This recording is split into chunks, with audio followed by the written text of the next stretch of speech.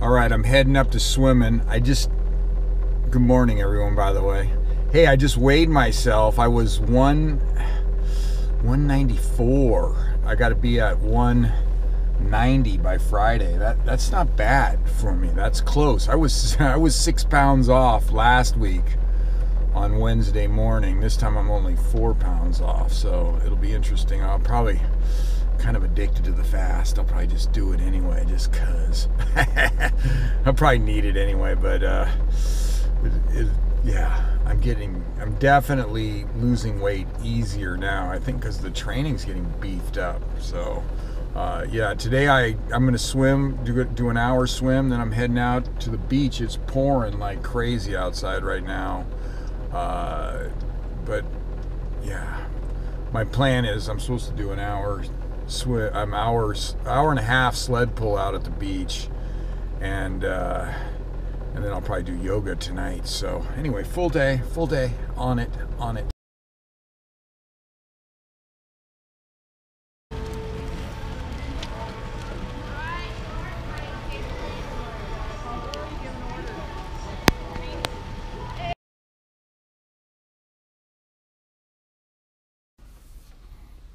So swimming was awesome, man. I'm getting in better and better shape. I was like leading my lane and just getting stronger and stronger. We're just 2 days a week, but you know, swimming hard, like interval training in the Masters is just like amazing. It's firing me up. And Mark, you know, who coaches me, but when we're doing these Masters, he's just in another lane.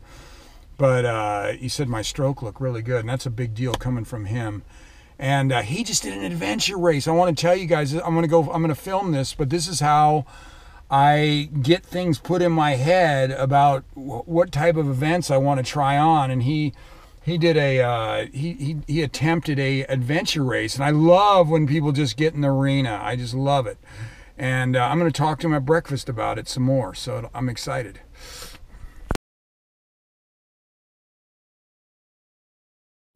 So okay, let's just talk about it real quick. So what would you like most about it? Oh shit! Beautiful it was. You know, after the start, we're running around that lake, and it's, you know, and it's just all high granite, beautiful. How deep was the snow in that part? There was no snow. Oh, no snow. Okay. No snow. Okay. No, it had snowed earlier in the week, but it all melted off. Wow. Okay. So no, there was no snow. It was dry, beautiful. We're still a little early for ski season. Yeah, it's close. This will probably bring snow. It's cold enough, so I think the areas are start to make it. Making snow. So this is really close to Dodge Ridge, which is a ski area. Anyway, so it's just beautiful. Just hiking along and running, jumping through the rocks. And you're in the arena. Oh, it's great. So you go around the lake. How far was that like? I don't know what it was. It took me about an hour and 15. Not much of a trail? It's a trail, but it's all granite. You know, you've got options, and then there's little creek crossings, and you got the map. Is that what Whitney's made of? Granite, the lower part, where it's like, I get lost down there every time on that granite stuff, the rock. Yeah. It's hard to find. It's hard to follow footprints on rock. It was just so peaceful, and you know, the air cold. Everybody was happy. Of course, I was in second to last place right off the bat. I mean, those guys just exploded out of there. Okay. Tell me that story again about the guy who was the other solo guy. Oh, what the name of his team was? One big guy. One big guy. And how much did he weigh? He was like 230. 230, man. Oh, that's what I was after the English Channel. That's a big weight. He apparently was in a bicycle accident not too long ago, and he had his Achilles repaired. He said, so he had to have some kind of special boots, and he was kind of worried about it. He's got the eye of the tiger, though, man. The guy was only 56, so you know, a youngster. Youngster. Yeah, but still, I'm sure the second oldest guy out there. Were you the oldest guy out absolutely. there? Give me that, you big stud. Nobody even close. Look at his eyes, though, man. He's Nobody like even close. He's like 30. He's got all kinds of fire up there. So you did the thing, then you got on the mountain bike. Yeah, got on the mountain bike and had to do some navigating through the little, neighborhoods, and got on the right trail, finding the checkpoints, and I was feeling really good. There was steep downhill, and I've got a really ancient mountain bike. And, what type of? Remember, I was telling you that mine just had what front? Yeah, front. that's what I've got. Yeah, it's Okay, called a so that's like 20-something years. My bike is 20-something years old. That's what mine was. Mine was a tank. It was so heavy. Mine was not that heavy. It's just, it's an old style. In fact, apparently when I came into the bike kayak transition, Marlene heard some guy say, "Look at the bike that guy's on. How do you do it?" I'm like, wait a minute, it's a good bike. I take really good care of my stuff. I used to always say when I was racing the tries and Lance Armstrong was in his prime, I think that was around then, and I go, hey, you put Lance, these guys would all make excuses about how heavy their bikes weighed. I go, you put Lance Armstrong on a Schwinn Varsity, which was the bikes, right? What they weigh? They were 30-pound bikes. More than that. No, I've got that Schwinn Suburban. It's probably 50. I go, Lance would still kick all our ass. Yeah. I don't want to hear about the weight of your bike. But let's talk about the weight of my bike. No, just kidding. So anyway, so you got on the bike, and then it was like you mentioned, it was like super hilly, right? Like steep. Well, it was, yeah. And then we started descending, so going down. Are you good? Are you good technical mountain biker? And this wasn't hard stuff. Okay, but if you had to, are you? Yeah, I'm okay. You're pretty good. Okay, good. Yeah, I mean, I get some of that Annandale stuff. I get off and walk. It's just too dangerous. There are so many rocks. You get your wheels wedged in there. Yeah, these guys with those massive suspension bikes, they just fly over that. Wow. I have to go through it. Okay. So, but it was pretty easy. But you got all your gear, your required gear, first aid, radios, and all this junk you got to carry, the minimum gear. Plus, it was really cold earlier, and was going to supposedly, stay cold, and there was going to be a big long downhill. So I was kind of worried about getting cold on that. Turned out it was not a big deal, but. Oh, because you what do you do with your gear? You got it in a pack on your back? Yeah, you wear a pack. So you wear a pack when you're on your mountain bike? Yeah. Oh, wow, that makes it kind of hard. Nah, it's no big deal. It's not that bad. Okay. But, so anyway, but I wasn't eating. I had a Camelback, but I lost my little clip thing, so it was kind of hard to get the thing up. And you're reading the map all the time. Always. While you're on your bike. Yeah, and I've got a little plate that goes on the handlebars. Okay. With the map. I've seen those before. Yeah. And but you got to, it's just, there's all these turns, and you got to be always checking. Anyway, I missed it. And I'd gotten off the bike, and I was going to go, okay, I got to figure this. Where am I? Then Jeff came by, and I said, hey, Jeff, where's 5? It's always good when somebody's behind you. Yeah. 5 was back there, and you turned around, went back for it. And it was straight uphill or really steep. Numerous. Oh. And then how long did that take to get back to it? I don't really know. But that cost you. It was, and I really was. It was like, God, I was feeling so good. Oh. And and I really should have just stayed with him and just said, oh, what the hell? I missed a checkpoint. There'll either be a DQ or a time penalty. Who cares? It's just about finishing the event. Fun. Yeah, and then we were talking earlier. Like I've missed turnoffs, and it mentally is. I would call it devastating to me, man. When I've missed turnoffs and had to go back miles, it's devastating on your mind, man. It just is really tough. Well, and part of what I wanted to do on this was I really studied the navigating. I really wanted to be good with it.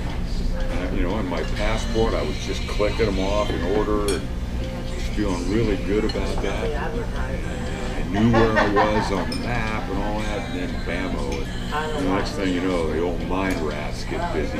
But, the truth of the matter is, I was way undertrained. I mean, I never would have entered a triathlon or swimming meet, even for that matter, ill prepared. Did you underestimate it, or did you? Yeah, I did. And, let's just face it, this last year, moving my mom down here, this fire things, work at the house, work, it's just, babysitting. I mean, I haven't had a lot of personal time. No, I know. And good for you for getting out there, though. and that was just it. I'm going to just go. You must have been in good shape when. So 20 years ago is when you did your last one? At least. At least 20. I love that. At least 20. Eye of the Tiger. You're back out there, man. At least 20. That's a big deal, man. Yeah. That's a big deal to get out there. I'm telling you, I just talked to a guy who's he finished in the top 10 at Western States. And he's way out of shape right now. Way out of shape. I saw him when I'm trying to get my sled fixed. I'm getting my sled fixed at a car repair shop because they work on plastics there or something. And one of the guys at the shop next door, we started talking. He was a serious runner, and he just said he moved, he got out of his environment, gained a bunch of weight, and just lost it. You know what I mean? I mean, we're talking, 30 years ago he was a top 20 runner or something. He was 60. And but you get out of your just like that, but you got it back, man. You went back out there. Well, it's something I just want to do, you talk about it all, all the time. You watch those fascinating sport. Watch those videos, man. Just nice people. Everybody out there. There was a family out there with teenagers that did really well. It was pretty fun. I figured, well, at least I can beat them. Bullshit. Man, those guys took off. Oh my God. Yeah, you can't do it. when I was running a 10K, I was dueling with a 12-year-old one time. I go, oh my God, I never say anything anymore. She's like this tall. She might have been 11. I don't know. Yeah. I think one of these kids was 14. I know at the transition, Marlene was waiting. She said one of their teams came in and they said, man, we didn't even beat that, kids. Hey, they've been growing up with it, probably, man. Well, it's parents, it's what family they do. are into it. Yeah. It's Yeah. not like you just yank that kid off a playground. And like man, Marlene was saying, Dad was not treating them. They were team members. They weren't kids he was babying along. Hey, do this, do that.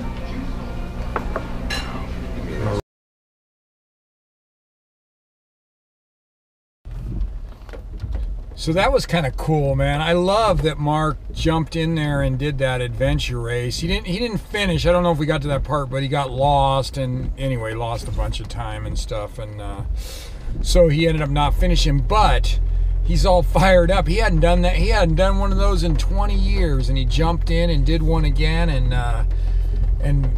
every time when I do something, and I get my ass kicked or I don't finish or whatever happens, it fires you up to train harder, man, and train smarter, and it was cool. I just love that he did it, man. And it makes me, because I have a weakness. I mean, my mountain biking, I tried mountain biking, a long time ago with a guy, and it was like, like skiers, they take people who are beginner skiers, somebody advanced takes them up on the top of the hill and leaves them, says, hey, just ski down. That's pretty much what a guy did with me on the, on Annandale on the mountain, and it's really a rocky mountain, and I fell all the way down. I kind of lost my excitement about mountain biking, and haven't done much since. I don't even own a mountain bike anymore, but listening to Mark, it makes me want to probably go look on Craigslist and see if I can pick something up and maybe do a little mountain biking, because I don't like that I got psyched out by that, and I'm talking that was a long time ago, and I probably only rode mountain bikes 3 or 4 times since. I just done all the road biking. So, but anyway, that was cool listening to him. He's fired up on that.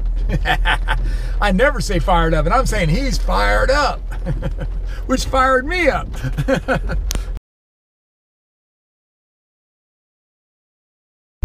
Yeah, part of the thing is there's not very many of those adventure races anymore. Their heyday was, I don't know, back in the 80s or something, when they had the Eco Challenge going. And it's just, you got to have a lot of gear, and and that's probably the biggest problem, is you got to have a lot of gear. And so it's not super popular anymore, and there's not very many of them. So, but he intrigued me with that. It makes me, at least for sure, want to get out there and start mountain biking, doing some mountain biking.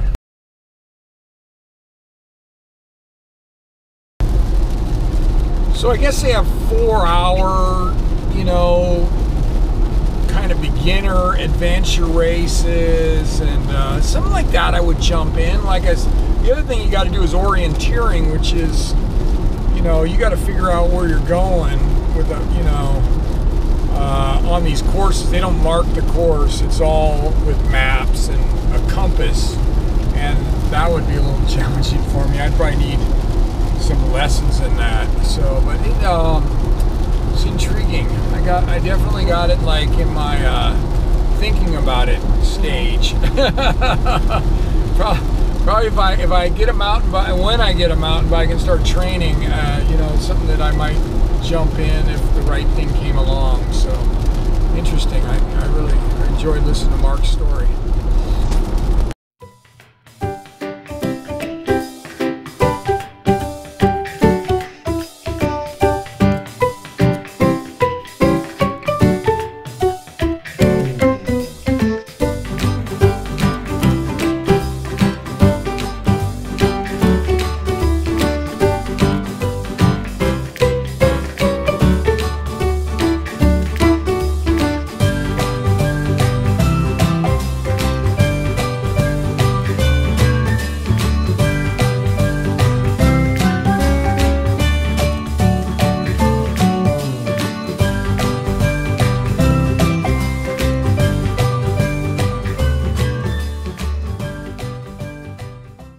Heading out to the coast. I remember last time when I came out here, it was a nice sunny day, beautiful.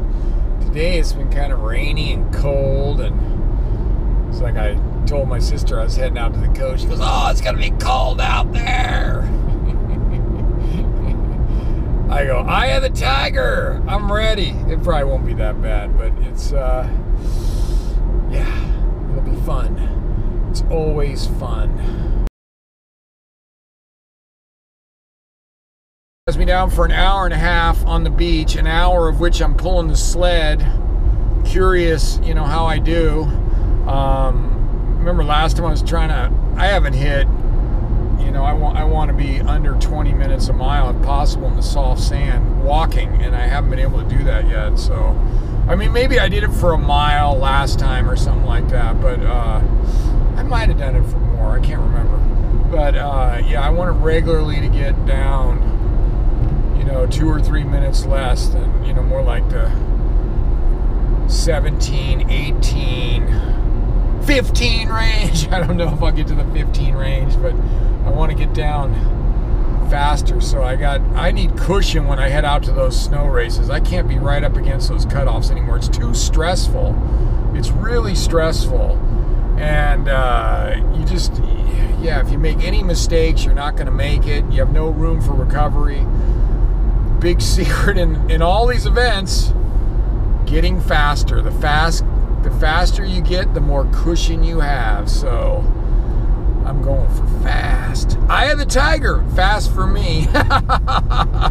Fast for me.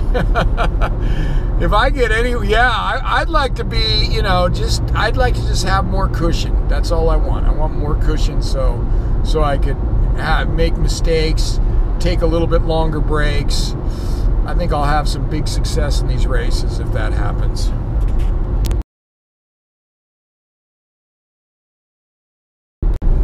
My buddies in Arrowhead are always, they're used to me being way in the back. You know, it'd be fun to like be up there a little bit, you know, get in the middle, getting 2/3 of the way of the pack, or anything where I see people instead of being back there by myself going, which way? I remember one time I was so far back, and I'm like trying to figure out. This was the first year I did it. I couldn't figure out. You know, I go, there's 90 people in front of me. I go, and I came to this fork in the road, and I go, God, okay, use your best. It was in the middle of the night. It was pitch black, but I, you know, got my headlamp on. I'm like, all right, there's 90 people in front of me. You could figure it out. Use your best tracking guide experience.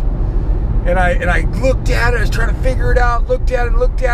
I go, I think I got it. And I started going to the left, and it was like a snowmobile came up. One of the guys, you know, one of the safety guys. And I hadn't seen anybody in like like 6 hours. And he came up behind me and said, "Wrong way, Bill." I go, "So much for my tracking. But you know what? It's better lucky than good." Better lucky than good.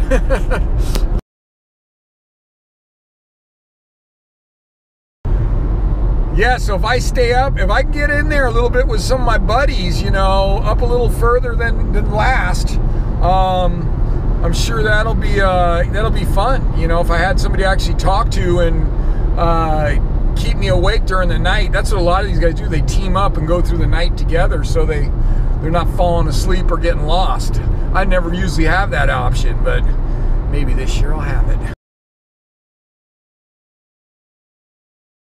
Out here, I'm getting ready to run. It's nice and cold. I like these conditions because it kind of, you know, and I talk about this a lot, but you know, you're doing what it takes, man. When it's cold and yucky looking like this, overcast and cold and windy.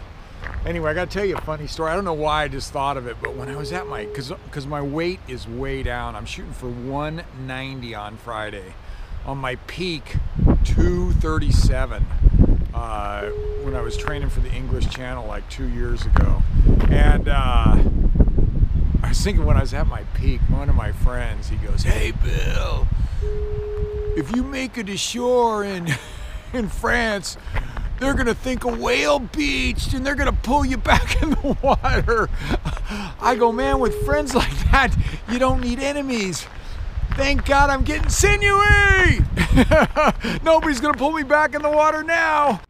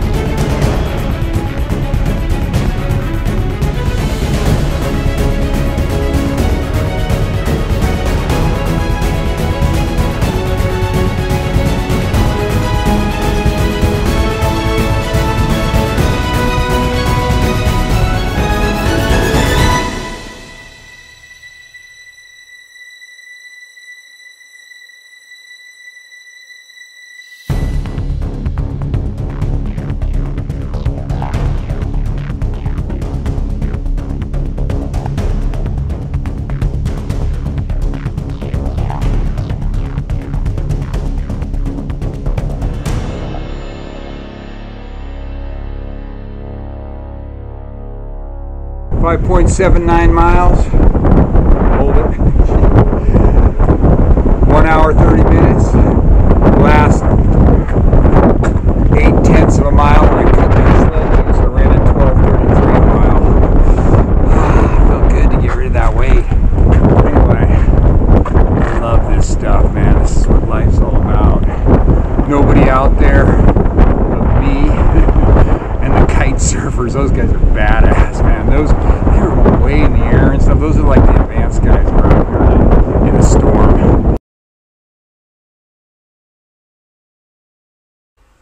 So harder to get out in these conditions. Harder to get out when it's windy and cold and rough. I think the crab guys are out too, man. I think they're crabbing this time of the year. There's a crab guy came in. But I'll tell you one thing. Yeah, it's beautiful when it's sunny out here and nice and the place is packed. But man, when you come out here and it's only the hardcore and you finish up a tough workout, a satisfying workout, there's no better feeling, man. There is no better feeling. Yeah, I am the tiger!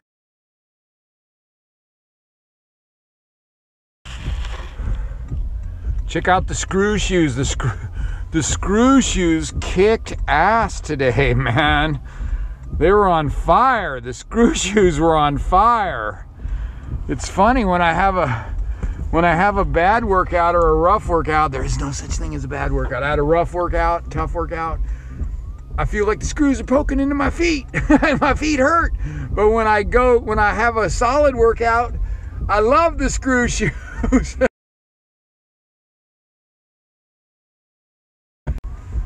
Guess what I have next? Yin candlelight yoga.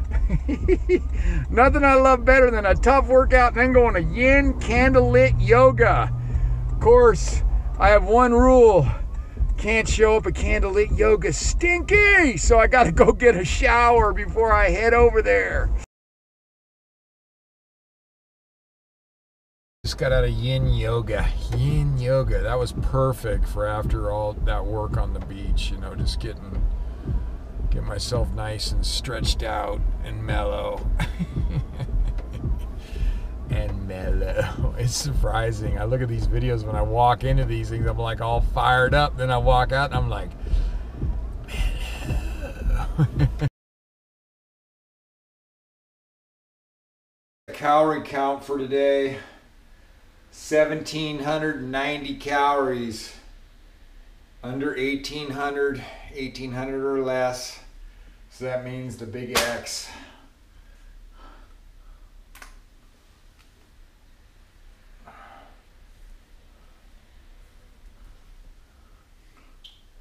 So probably a fast day again tomorrow, heading for 190, definitely a little bit tired tonight. That was a long day. That was a long day, a lot of training, starting with the swim and then pulling the sled on the beach and then the yin yoga.